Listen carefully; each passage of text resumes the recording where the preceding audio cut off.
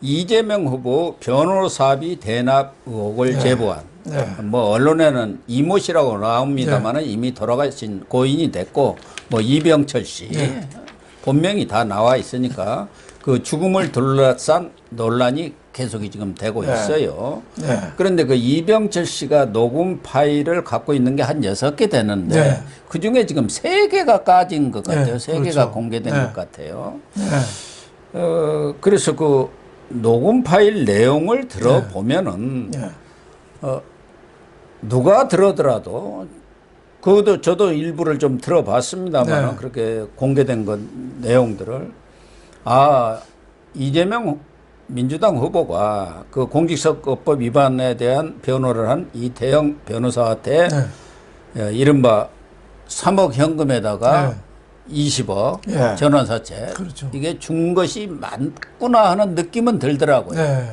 뭐 25억이라는 얘기도 있습니다만은 네. 20억 플러스 현금. 네. 네. 주식 20억에 현금 또 추가로 있다. 뭐 이런 얘기가 있는 거죠. 그러니까 그 죽은 이모 씨라든가 네. 이태영 변호사 또 이모 씨하고 같이 동업인가 친구라는 그 최모 씨. 네. 최모 씨가 지금 이태영 변호사하고 네. 지인 관계 아닙니까? 네. 그 들은 내용을 이병철 씨 죽은 네. 이병철 씨한테 얘기를 해준 거 아니겠습니까? 네. 그렇죠. 그 이병철 씨가 다른 사건으로 그 변호사를 구하는 사람에 대해서 이제 소개를 해주려다가 네. 보니까 과연 그러면 이병철 씨가 입장에서는 그 이태영 변호사람 사람은 얼마나 돈을 줘야 하느냐 그걸 얘기를 해줘야 할 거 아닙니까? 그렇죠. 그 사람들의 대화 내용을 들어보면은 그러니까 20억 플러스 현금 네. 이렇게 준 것을 전제로 해서 얘기가 하고 있더라고요. 그렇죠. 그러니까 저는 이 대목에서 제일 궁금한 게 이재명 선거에 불리한 사람은 왜 이렇게 잘 죽어요? 그러니까 그게 제일 문제죠. 네. 네. 이상하게 잘 죽어요. 네. 네. 민주당 쪽 옛날에 이낙연 왜 그 선거 참모 뭐 부실장인가 하는 비서실 부실장이고 네. 그 사람도 아주 검찰 측근적인 수사받다 측근이었잖아요. 그냥 그냥 죽었잖아요. 네. 저 좌파들은 왜 이렇게 잘 죽어요? 예? 이번에도 뭐 좌파들은 자살인지 예. 죽음으로써 예. 그냥 모든 사건을 덮어버리고 그런다고요. 예. 예. 좌파랑 우파랑 왜 이렇게 다른지 모르겠어요. 예. 지금 이것도 이재명 후보한테 아주 중요한 포인트거든요. 예. 지난번에 그 2018년에 공직선거법 위반 사건 변호사에게 현금하고 주식하고 20억 원 이상을 줬다. 이거가 밝혀지면은 이재명 후보에서 날아가는 거거든요. 날라가죠. 날아갔는데 지금 녹취록 더 공개를 앞두고 있는데 지금 나머지 3개도 네. 까겠다는 거 아닙니까? 까겠다. 그 네. 중요한 시점에서 왜 죽냔 말이에요. 그리고 이재명 부부에 대해서도 부정청탁금지법, 네. 김영란법 위반으로 추가로 네. 이병철 씨가 또 제보를 하고 깨시언이 7일 날 검찰이 고발을 했더라고. 그렇죠. 그 내용에 대해서는 뭐 네. 정확히 나와 있지는 않습니다만. 그러니까 이 숨진 이병철 씨가 이재명 후보에 대해서 추가적인 네. 지금 폭로를 하려는 그렇죠. 그런 직전에서 이런 일이 벌어졌다. 네. 이병철 씨가 이재명을 친문인데 그러니까 제보도 그쪽에다 했거든요. 친문 그 원외정당 깨어있는 시민 연대당 네. 거기다 고발을 준 건데 이재명은 아예 버러지 취급을 한대요. 저런 거 인간이 아니다. 그래서 이재명에 대해서 그 녹취 파일을 갖고 꼭 터뜨리겠다. 그래서 그런 얘기도 했다는 거예요. 나 죽는다는 얘기 있는데 아들, 딸 결혼시키지도 않고 내가 왜 죽어? 나 절대 안 죽어. 이런 그러니까. 사람이 죽었어요. 그 지난해 12월 10일자 그 네. 본인의 SNS 페이스북에 그렇게 네. 또 썼더라고요. 그렇죠. 그러니까 지난번에 김문기 성남도시개발공사 사업 1차장 그리고 유한기 그 재개발사업 본부장 죽었잖아요. 예. 죽은 이후에 내가 3번째로 죽을까 이 공포에 시달렸다는 거예요. 사람이 그 쫓기는 심리가 그 공포감을 안 겪어보면 모르거든요. 네. 또 여권이나 또 정보기관 이런 데서 보이지 않는 압력을 행사했을 수도 있거든요. 그런 의미에서 굉장한 불안감에 떨었다. 그래서 자살인지 타살인지는 아직 뭐 검시를 해봐야 알겠지만은 여권에서 전방위 압력이 강한 거는 유족들 말로 봐서 어느 정도 근거가 있는 것 같다. 그러면은 이것도 엄청난 지금 범죄, 영화 같은 일이 벌어진 거죠. 그 영화 아수라하고 아수라도 똑같다. 그렇고. 현실판이다. 그런 그렇죠. 얘기를 뭐 하고 있지 않습니까? 미국에서 이런 영화 많잖아요. 예. 뭐 여러 가지 그 정적인 경우 뭐 물에 빠뜨려 죽이고 뭐 이런 게 많잖아요. 예. 이것도 어떻게 모텔에 한적한 데 있으니까 무슨 일이 있었는지 어떻게 알아요? 예. 유동규는 예. 안전하려나요? 깜빵이 있으니까 그래도 좀 낫나요? 그런 영화 보면 그것도 네. 어떻게 그냥 그것도 싹 어떻게 할 해서 수도 있죠. 그렇게 그래놓고 죽여버리고 뭐, 없애는 수도 예, 있더라고요. 스스로 극단적인 선택을 했다. 예. 그러면서 교도관 몇 명 또 문책 인사하면 또 땡치는 거죠. 그러면 이제 완전히 끝나버리는 거예요. 그렇죠. 도대체 여당 후보로 해서 얼마나 많은 사람이 세상을 떠나야 되냐 말이에요. 저는 이 죽음이 이어진 죽음의 가장 큰 원인은 이재명 후보가 있다고 봐요. 대통령 후보가 있는 대로 안 가고 자꾸 은폐하고 말을 돌리고 이러니까 거기에 대해서 지금 이 사단이 일어났고, 두 번째는 검찰이라고 봐요. 네. 검찰이 지금 수사 안 하면서 겁만 주잖아요. 그러니까 이 사람들의 느낀 그 불안감, 공포심, 이게 얼마나 컸겠어요. 또 세 번째는 정치권이라고 봐요. 정치권에서 계속 바람 잡고 겁주고 있잖아요. 오히려 그 녹취 테이프 공개하는 걸 다시 또 소송하잖아요. 예. 그러니까 이 검찰, 정치권, 이재명 후보, 이 세 사람들이 이런 죽음에 원인 제공을 했다는 측면도 상당히 있다고 저는 보여집니다. 아니, 이재명 후보는 지난번 그 김문기 씨인가 유한기 씨인가요? 거기 이 극단 선택이 있을 때, 네. 아니 몸통은 놔두고 검찰이 네. 주변만 이렇게 훑고 있고 네. 파헤치다 보니까 그런 비극이 벌어지고 있다. 그렇죠. 하면서 몸통을 수사해라고 하는데 몸통이 누굽니까? 자기 수사하라는 거죠. 네. 참나. 그러니까- 그러면 특검이라도 받아야 할 거 아닙니까? 그러니까 이재명은 자기 이름도 아마 가짜라고 할 것 같아요. 하도 부인을 하니까 자기 아들도 남이라고 그랬잖아요. 예. 예. 아마 나중에 법원 재판 받을 때 당신 이름이 이재명 맞아 그러면 저 아닌데요? 그럴 것 같아요. 그런데 지금 숨진 이 씨를 놓고 이 친문 언론들은 뭐 심장마비다, 생활고다, 고독사다 이렇게 지금 막 그걸로 몰아가고 몰아가고 있는데 있죠. 예. 그 유족들은 전부 가짜 뉴스다. 지난 2일에도 그 변호사 네. 그 숨진 이 씨 쪽의 네. 변호사 이민석 변호사하고 식사를 잘했다는 거 아니에요? 식사 그 사진 봤는데 사진까지 다 나왔. 그 낙지볶음하고 뭐 비빔밥인가 먹는데 싹 비었더라고요. 오일이 네. 윤 대표님도 낙지볶음 뭐 낙지 비빔밥 좋아하시잖아요. 예, 좋아하죠. 예, 네. 근데 싹 비었어요. 비었어요. 그러니까 의욕이 넘치는 거죠. 그리고 무슨 생활고가 네. 뭐가 있어서 그렇게 죽을 정도 생활고는 그렇죠. 아니라는 거 아닙니까 전혀. 네, 55세면은 뭐 요새 나이로는 한참 뛸 때 아니에요. 예. 그러면서 이게 의문점으로 남고 이게 저는 영구 미제로도 남을 수 있다 이런 의미에서 굉장히 불안한 거죠. 아니 그 머물렀던 모텔에 네. 뭐 생수병 정도만 있고 네. 예를 들면 뭐 이런 극단적인 선택을 한다든가 뭐 있었다고 한다면은 거기에 최소한도 유서는 있을 거 아니에요. 그렇죠. 유서. 그런데 또 뭐 여러 가지 약이라든가 또 무슨 도구라든가 극단적인 선택할 만한 그런 것도 아무것도 없어요. 네. 그런데 지금 오늘 뭐 이 국가수에서 네. 부검을 한다니까 어떤 사인이 나올지 모르지만 거기서 밝혀질 수 있을까요? 안 바뀌어질 가능성도 많다고 봐요. 뭐 저는 잘 모르지만 만약에 정보기관이나 이런 데서 고도로 훈련받은 사람이라면 표시 안 나고도 할 수 있는 거 아니에요? 얼마든지 할 수 있죠. 우리는 뭐 그건 알 수 있는 영화 같은 데 보면은 아무래도 표시 안 나는 게 많잖아요. 아니 최근에 네. 그 성남 국제 마피아인가 네. 네. 그 뭐 조폭 있잖아요. 그렇죠. 거기 그 중간 보수도 네. 보석으로 나오고 그렇죠. 막 그래가지고 지난번에 무슨 2억인가 줬다고 네. 했던 그 터트린 사람들 요새 입 딱 다물고 있잖아요. 네. 그러니까 뭐 여러 가지 추측이 나오는 것이죠. 뭘 해도 못 믿는 거죠 지금.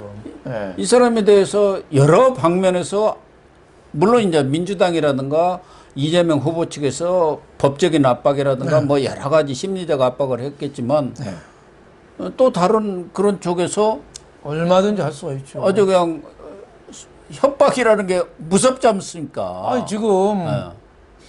국가 정보기관이 지금 윤석열 후보 고발 사주에 그 뭐 조성은인가 국정원장이 나섰잖아요. 예. 국내 정치에 개입이 하고 있다고 봐야죠. 그러면은 여기에 대해서 국민들은 합리적인 의심을 하고 있는 거죠. 합리적인 의심. 아직 뭐 국민들은 어떻게 돌아가는 거는 모르지만은 뭔가 이상하다. 이재명한테 불리한 사람만 왜 이렇게 죽어나가냐. 그러니까요. 그 의심은 얼마든지 하고 있는 거죠.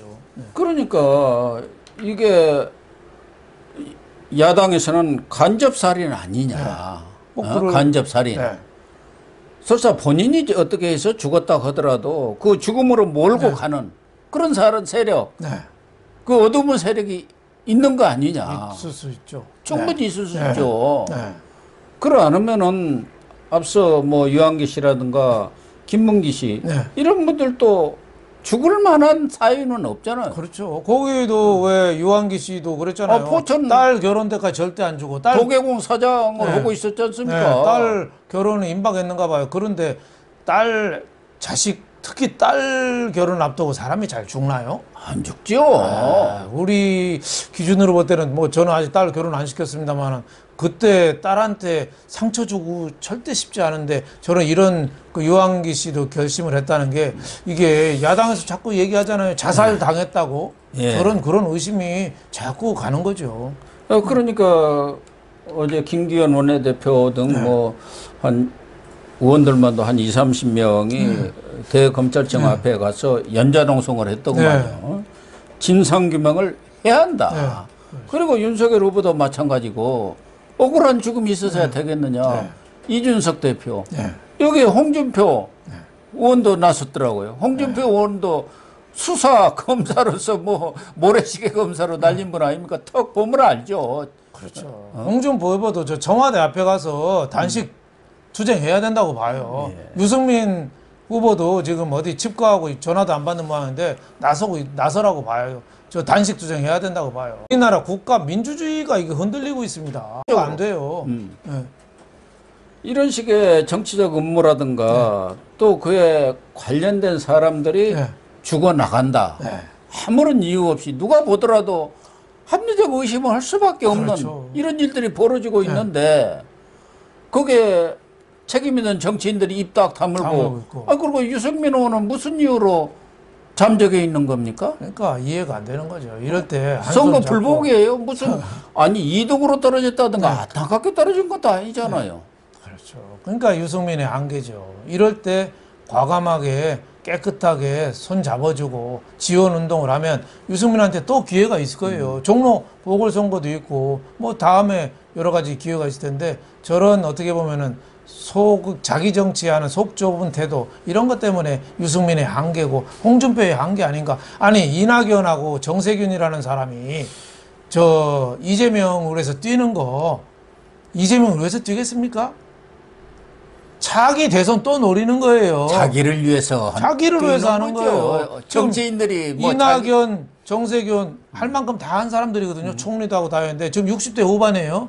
다음 선거 70대 한 초중반 될 거예요. 지금도 70이에요. 바이든 나이 한 80대잖아요. 할 수 있다고 보는 거예요. 그거 뛰는 건데 유승민, 홍준표는 저렇게 냉담한 거. 물론 윤석열 후보한테도 어느 정도 일정 책임은 있지만 본인들이 이제 좀 각성해야 된다고 봅니다. 아니 이번 주 중에 홍준표 의원과 윤석열 후보 간에 무슨 회동이 있겠다고 그렇게 발표가 됐었지 않았습니까? 근데 안 이번 되고 있죠. 주말쯤에는 뭐 이루어지나요? 근데 말뿐인데 제가 보기에는 그 윤석열 후보 캠프에서도 공개된 장소에서 만나면 혹시 또 아무 얘기도 없이 헤어지면은 또 내분 격화라고 또 해서 지지율에 영향이 있을까 하는데 그거 내분 격화로 언론에서 보지 않거든요. 자주 만나고 자주 만나요. 삼고초려 3번 찾아가고 옛날에 노무현 후보 때 정몽준 찾아가서 거절 문전박대 당했는데 오히려 지지율이 더 높아졌잖아요. 그러니까 문전박대 국민들이 오히려 좋아하는 거예요. 정치는요 손 잡는 겁니다. 정치는 손 잡는 거예요. 안아주고 손잡고 이게 정치예요. 근데 우리는 싸우는 거가 정치라고 생각하는데 윤석열 후보도 빨리 손잡는 쪽으로 좀 더 광폭 행보를 저는 해야 된다고 봅니다. 지금 민주당의 움직임 봐요.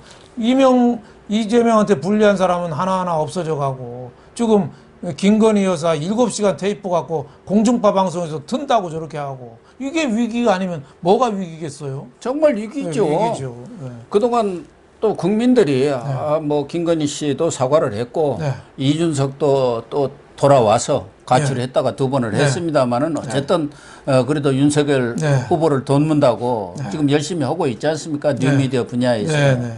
그렇기 때문에 좀 토라졌던 마음이 막 돌아오는 상황이에요. 그렇죠. 그래가지고 최근 지지율이 지금 반등을 했어요. 그런데 거기에다가 또 이 김건희 씨 7시간 사건이 나고 네. 그런데 이재명 후보에 대해서는 아주 결정적인 이런 사건들이 터져 나오는데도 불구하고 이 국민의힘이 그런 것을 제대로 활용을 못한다. 이거 정말 큰일입니다. 거기다가 그런 이런 억울한 죽음이 있을 때는 홍준표 의원이야말로 정의의 검사로 모든 사람들이 아이콘이 되어 있는 사람은 그렇죠. 그럼 나서서 네. 좀 큰 목소리를 내야죠. 그렇죠. 네. 검사라 오랫동안 그렇게 하면 척보만 하는 사건 아닙니까? 그렇죠. 저희 같은 사람 취재를 오래 한 저희 같은 사람도 척보면 이게 무슨 수가 있겠구나 하게 감이 잡히지 않습니까? 그렇죠. 정의를 위해서는 여야 모두 야당에서도 구애받지 않고 좀 나서야죠. 예. 특히 안보 문제 여기에 대해서도 초당적으로 일치 단결이 돼야 됩니다. 지금 북한이 마하 10 초음속 10배 가는 그 미사일을 쏴대는데 이거 아무 생각 없잖아요. 문재인은 오히려 국내 대통령 선거 때 쐈다고 이런 얘기 나오고 있어요. 이거는 1분이면 수도권이 핵탄두 실으면 초토화가 될 수 있는 거거든요. 이것도 국가적으로 야당이 단결해서 여기 헤쳐나가야 돼요. 지금 민주당은 그거 해결나갈 힘이 없거든요. 아, 네. 민주당은 네. 그 윤석열 후보 발언 그게 지금 킬체인이라는 게 네.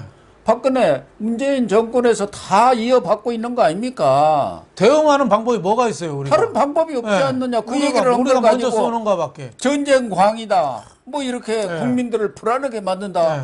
아, 북한에 대해서는 한마디라도 해야지. 그렇죠. 거기는 한마디 안 하고 당연한 얘기를 한 걸 가지고 지금 이 역으로 치고 있지 그렇죠. 않습니까? 아니 멸공이라고 해시태그 붙였던 신세계 정용진 부회장에 대해서 불매운동이나 하고 스타벅스 이게 말이 됩니까? 아니 몇 년 전에 평양에서 기업인들 냉면 먹을 때 그 이성건이라는 자가 그랬잖아요. 냉면이 목구멍에 넘어갑니까? 예. 이런 얘기하던 사람이에요. 그러니까 북한의 위험을 좀 이럴 때 직시하는 게 이게 본질인데 거기다 불매운동이나 한다고 이게 나라가 안보에 대해서 생각이 있는 겁니까? 정말 로마 시대 때 전략가가 그랬잖아요. 평화를 원하면은 전쟁을 준비하라. 전쟁에 대해서 철저한 준비를 할 때 평화가 오는 거거든요. 그러니까 지금 야당은 기초적인 거에 대해서 진짜 혼연일체가 돼서 단결해서 대응해 나가야 된다. 저는 이렇게 생각합니다.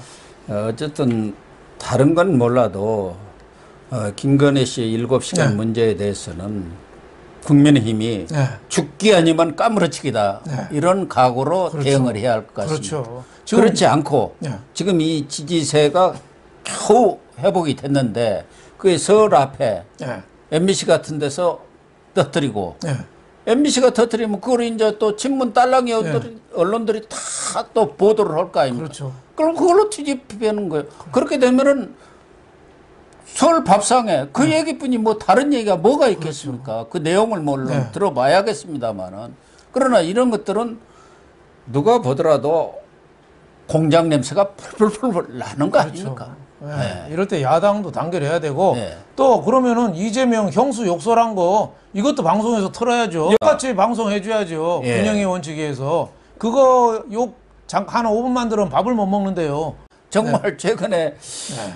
이 이재명과 관련된 인사들의 이딴 죽음을 보면은 참 무섭다 세상이 무섭죠. 으시시하다 그런 느낌이 들어요. 선거 조작의 달인들이죠. 옛날에 병풍 김대엽 갖고 재미를 봤거든요. 예. 그러니까 지난번에도 세월호 7시간 사실 뭐 박근혜 전 대통령이 직접 나가서 뭐 조난 사고를 수습할 것도 아니고 세월호 7시간 동안에 청와대에서 뭐 했냐 갖고 집요하게 물어나서 탄핵까지 하고 정권 교체 얻어냈거든요. 지금도 김건희 여사 7시간 프레임 딱 짜가지고 지금 나오고 있어요. 네. 굉장히 위기예요.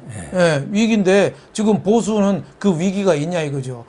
보수가 지금 여건은 좋아요. 이재명은 지지율 안 오르고 있어요. 예, 지금 의회 강철에 철강에 지금 막혀 있어요. 그래서 여차하면 광주 그 아파트처럼 우르르 무너질 수가 있는데 지금 보수는 정권 교체 여론이 아직도 압도적으로 높거든요.